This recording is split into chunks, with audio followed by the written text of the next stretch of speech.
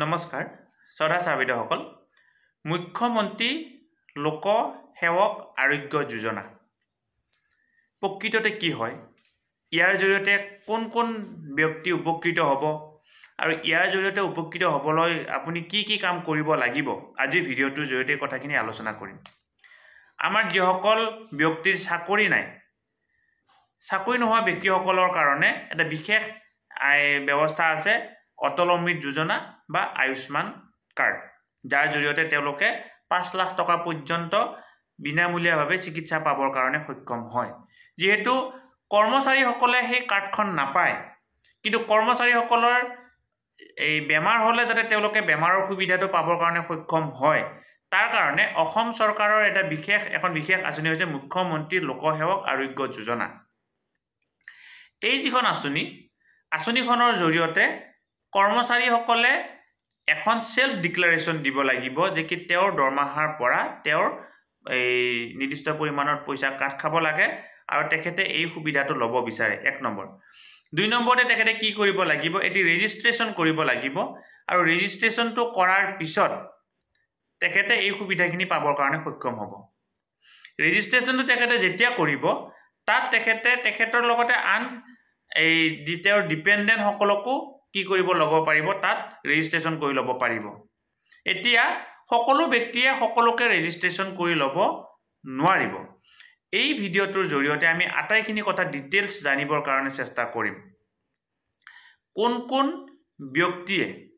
পুৰুষ এজনে কাক ৰেজিষ্ট্ৰেচন কৰিব পাৰিব বা ডিপেন্ডেন্ট হিচাপে কাক ল'ব পাৰিব মহিলা কৰ্মচাৰী এজনে ডিপেন্ডেন্ট হিচাপে কাক ল'ব পাৰিব পেনশনাৰ সকলে কাক ল'ব পাৰিব সেই আটাইখিনি কথা আমি জানিবৰ কাৰণে চেষ্টা কৰিম আৰু আমাৰ প্ৰতি মাহত কিমান টকা কাট খাব যদি আপুনি এজন এ গ্ৰেডৰ কৰ্মচাৰী হয় আপোনাৰ প্ৰতি মাহত কাট খোৱা পইচাটোৰ পৰিমাণ বেলেগ হ'ব বি গ্ৰেডৰ হলে বেলেগ হ'ব সি গ্ৰেডৰ হলে বেলেগ হ'ব আৰু ডি গ্ৰেডৰ হলে আপোনাৰ কাট খোৱা পইচাৰ পৰিমাণ বেলেগ হ'ব প্ৰথম কথা হ'ল এই সুবিধাটো পাবৰ কাৰণে আপুনি এটা অনলাইন ৰেজিষ্ট্ৰেচন কৰিব লাগিব অনলাইন ৰেজিষ্ট্ৰেচন কৰা যেটো পৰ্টেলটো নিৰ্দিষ্ট পৰ্টেলত গৈ আপুনি অনলাইন ৰেজিষ্ট্ৰেচন কৰিব লাগিব আৰু এইটো আপুনি নিজাববীয়াকৈ ৰেজিষ্ট্ৰেচনটো কৰাব লাগিব এতিয়া ৰেজিষ্ট্ৰেচন কৰাবলৈ যাওতে আপুনি যে ৰেজিষ্ট্ৰেচন কৰিব কৰাৰ পিছত আপুনি যে সুবিধাখিনি পাব এই সুবিধাখিনিৰ কাৰণে আপুনি কি কৰিব লাগিব এইটো অনলাইন সিস্টেমত হ'ব সুবিধাখিনি আপোনালোকৰ অনলাইন সিস্টেমত হ'ব আপোনালোকৰ এই যি ডিডিও এপ্ৰুভ কৰিব লাগিব তেনেকুৱা ধৰণে নিৰ্দিষ্ট প্ৰচেছৰ জৰিয়তে যেতিয়া 4-5টা এপ্ৰুভৰ পিছত আপুনি পইচাখিনি পাবৰ কাৰণে সক্ষম হ'ব আৰু এই যেটো প্ৰচেছটো কমপ্লিট হ'বৰ কাৰণে 90 দিন লাগিব অৰ্থাৎ 90 দিনৰ ভিতৰত আপুনি এই মেডিকেলৰ যিখিনি খৰচ হোৱা পইচাখিনি আপুনি পাবৰ কাৰণে সক্ষম হ'ব কোনবিলাক হস্পিটেলত গলে আপুনি এই সুবিধাটো পাবৰ কাৰণে সক্ষম হ'ব চৰকাৰৰ তৰফৰ পৰা হস্পিটেল ঠিক কৰি দিয়া হ'ব বা এখন হস্পিটেলৰ লিষ্ট প্ৰস্তুত কৰা হ'ব আৰু সেই নিৰ্দিষ্ট প্ৰস্তুত কৰা হস্পিটেল বিলাকত গলেহে আপুনি ইয়াৰ সুবিধা পাবৰ কাৰণে সক্ষম হ'ব আৰু পৰৱৰ্তী পৰ্যায়ত হয়তো এইটো গৈ সকলো হস্পিটেলতে উপলব্ধ হ'ব এতিয়া মই ধৰা হ'ল এজন পুৰুষ কৰ্মচাৰী মই ডিপেন্ডেন্ট হিচাপে কাক ৰেজিষ্ট্ৰেচন কৰাব পাৰিম এজন পুৰুষ কৰ্মচাৰী তেওঁ শিক্ষক বুলিয়ে কথা নাই অসম চৰকাৰৰ অধীনত কৰ্মৰত যিকোনো এজন পুৰুষ কৰ্মচাৰী যদি এজন হয় তেখেতে নিজৰ নামটো ৰেজিষ্ট্ৰেচন কৰাৰ উপৰিও তেখেতৰ পিতৃ মাতৃৰ নাম তাত ৰেজিষ্ট্ৰেচন কৰাব পাৰিব মাক আৰু দেউতাক তাৰ পিছত তেখেতৰ পত্নীৰ নাম ৰেজিষ্ট্ৰেচন কৰাব পাৰিব তাৰ পিছত তেখেতৰ সন্তানৰ নাম ৰেজিষ্ট্ৰেচন কৰাব পাৰিব তাক বাদে বেলেগৰ নাম তেখেতে ৰেজিষ্ট্ৰেচন কৰাব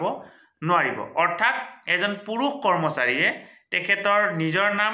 তেখেতৰ মাক আৰু দেউতাকৰ নাম তেখেতৰ পত্নীৰ নাম আৰু তেখেতৰ সন্তান লৰা ছোৱালীৰ নাম ৰেজিষ্ট্ৰেচন কৰাব পাৰিব ৰেজিষ্ট্ৰেচন কৰোৱা ব্যক্তি কেইজনৰ ক্ষেত্ৰতহে তেখেতে মেডিকেল ৰিএম্বাৰ্সমেন্ট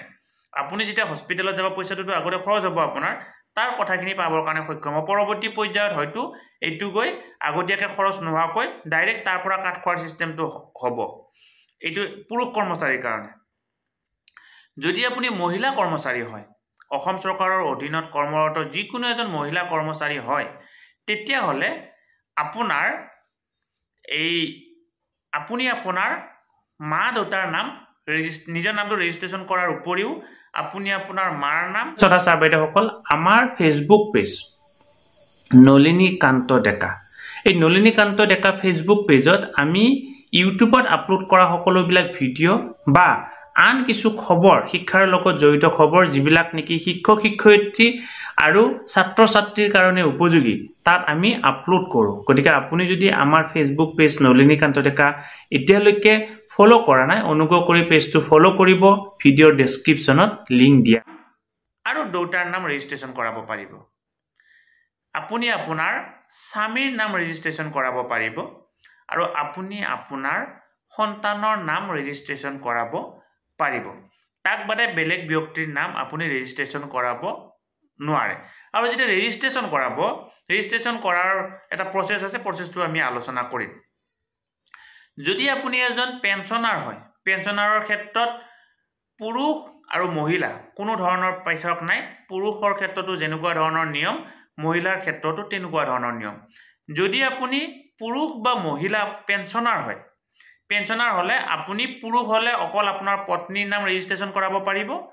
মহিলা হলে অকল স্বামীৰ নাম ৰেজিষ্ট্ৰেশ্যন কৰাব পাৰিব পেঞ্চনাৰৰ ক্ষেত্ৰত কিন্তু সেইটো বাধ্যবাধকতা আছে পেঞ্চনাৰৰ ক্ষেত্ৰত অকল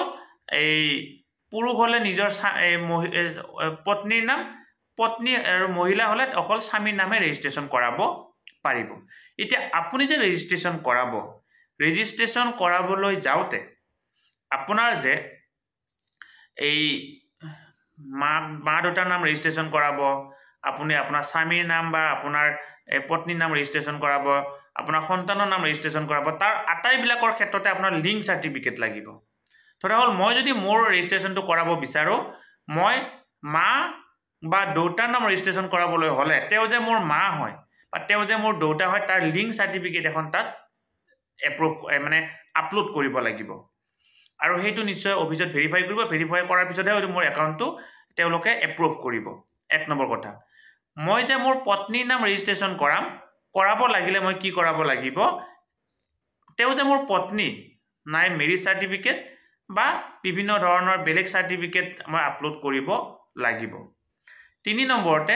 সন্তানৰ ৰেজিষ্ট্ৰেশ্যন কৰাবলৈ হলে তেওঁ যে মোৰ সন্তান তাৰ লিংক চাৰ্টিফিকেট লাগিব অৰ্থাৎ ডেট অফ আমাৰ যিখন বাৰ্থ চাৰ্টিফিকেট সবচে জেনুইন হ'ব কাৰণ বাৰ্থ চাৰ্টিফিকেটত মাকৰ নাম আৰু দেউতাকৰ নাম যেহেতু থাকে সেই বাৰ্থ চাৰ্টিফিকেটৰ আমি লিংক কৰাব পাৰিম বা লিংক কৰাব মানে ৰেজিষ্ট্ৰেশ্যন কৰাৰ সময়ত আমি সেইখন দিব লাগিব গতিকে শ্ৰদ্ধাৰ ছাৰ বাইদেউসকল যেহেতু আমাৰ এই কৰ্মচাৰীসকলৰ কাৰণে এইখিনি প্ৰচেছ আছে এতিয়া হস্পিটেলৰ ক্ষেত্ৰত ইতিমধ্যে কথাটো কোৱা হৈছে যে কি আমাৰ যিবিলাক হস্পিটেলত চৰকাৰৰ তৰফৰ পৰা নিৰ্দেশনা দিয়া থাকিব সেই হস্পিটেলবিলাকত আমি সুবিধাটো পাম আৰু পৰৱৰ্তী পৰ্যায়ত নিশ্চয় সকলোবিলাক হস্পিটেলতে গৈ ইয়াৰ সুবিধাটো উপলব্ধ হ'ব এতিয়া আমাৰ যি অটল অমৃত বা আয়ুষ্মান কাৰ্ড সেইখন হৈছে বিনামূলীয়া তাৰ কাৰণে এই সৰ্বসাধাৰণ ব্যক্তি এজনে কোনো ধৰণৰ মাহিলী পইচা দিব নালাগে কিন্তু কৰ্মচাৰীসকলৰ ক্ষেত্ৰত সেই নিয়মটো অলপমান সলনি কৰি দিয়া হৈছে মুখ্যমন্ত্ৰী লোকসেৱক আৰোগ্য যোজনাৰ সুফল পাবলৈ হলে আমাৰ গ্ৰেড অনুসাৰে অৰ্থাৎ আমাৰ first class second class third class আৰু ফ'ৰ্থ ক্লাছ অৰ্থাৎ A grade B grade C grade আৰু ফ'ৰ্থ গ্ৰেড তেনেকুৱা ধৰণে যিহেতু আমাৰ চাকৰি 4টা কেটেগৰী আছে আমাৰ কেটেগৰী ৱাইজ আমাৰ চেলাৰীৰ পৰা দৰমহা এটা কাট খাব আমি তাৰ কাৰণে এখন লিখিত দিব লাগিব আমাৰ দৰমহাৰ পৰা কিমান টকা কাট খাব যদি মই এ গ্ৰেডৰ এজন কৰ্মচাৰী মোৰ দৰমহাৰ পৰা 500 টকা কাট খাব সুবিধা কিন্তু একে সমানে পাম কিন্তু মই যেহেতু এ গ্ৰেডৰ কৰ্মচাৰী মই যেহেতু দৰমহা বেছিকৈ পাওঁ গতিকে মোৰ দৰমহাৰ পৰা বেছি টকা কাট খাব 2 নম্বৰতে মই যদি বি গ্ৰেডৰ এজন কৰ্মচাৰী হয় মোৰ একাউণ্টৰ পৰা অৰ্থাৎ প্ৰতি মাহৰ দৰমহাৰ পৰা এইটো কিন্তু প্ৰতি মাহতে কাট খাব যে এবাৰ কাট খালে তেনেকুৱা ধৰণৰ প্ৰতি মাহতে কাট খাব একাউণ্টৰ পৰা 325 টকা কাট খাব মই যদি এজন থাৰ্ড গ্ৰেডৰ গ্ৰেড চিৰ কৰ্মচাৰী হয় তেতিয়াহ'লে মোৰ একাউণ্টৰ পৰা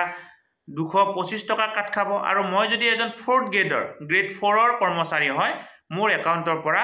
125 টকা কাট খাব প্ৰতি মাহতে আৰু তাৰ বিনিময়ত মই কি পাবৰ কাৰণে সক্ষম হ'ম এই বিনামূলীয়া চিকিৎসা পাবৰ কাৰণে সক্ষম হ'ম গতিকে আজিৰ ভিডিঅ'টো যদি এই কথাখিনি আমি আপোনালোকক জনালো আপোনালোকে আমাৰ ফেচবুক পেজ নলিনীকান্ত ডেকাৰ জৰিয়তে যদি এনেকুৱা ধৰণৰ ভিডিঅ'সমূহ চাব বিচাৰে অনুগ্ৰহ কৰি আমাৰ ফেচবুক পেজটো ফলো কৰিব আমি আমাৰ এই ভিডিঅ'টোৰ আমাৰ পেজটোৰ জৰিয়তে শিক্ষক ছাত্ৰ ছাত্ৰী অভিভাৱক আৰু বিদ্যালয়ৰ কাৰণে জড়িত কিছু খবৰ দিয়াৰ উপৰিও ইউটিউব আৰু আমাৰ ফেচবুক ৰিলেটেড কিছু খবৰো দিবৰ কাৰণে চেষ্টা কৰোঁ। ছাৰ বাইদেউসকল, ভিডিঅ'টো ইমানতে সামৰিছোঁ।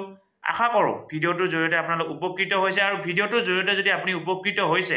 অনুগ্ৰহ কৰি ভিডিঅ'টো আপোনালোকৰ লগৰ শিক্ষক বন্ধু বান্ধৱীসকললৈকে ফৰৱাৰ্ড কৰাৰ উপৰিও এটা লাইক কৰিব আৰু কমেণ্ট কৰিবৰ কাৰণে নাপাহৰিব।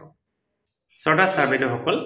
নলিনীকান্ত ডেকা নামৰ ইউটিউব চেনেলটো হৈছে এটি শিক্ষামূলক ইউটিউব চেনেল। এই চেনেলটোৰ জৰিয়তে আমি শিক্ষক ছাত্ৰ ছাত্ৰী অভিভাৱক আৰু বিদ্যালয়ৰ কাৰণে উপযোগী কিছু ভিডিঅ' প্ৰস্তুত কৰিবৰ কাৰণে চেষ্টা কৰোঁ। আপুনি যদি আজি পোনপ্ৰথমবাৰৰ কাৰণে এই চেনেলটো চাইছে অনুগ্ৰহ কৰি চেনেলটো ছাবস্ক্ৰাইব কৰিব আৰু অল নটিফিকেশ্যন প্ৰেছ কৰি থ'ব।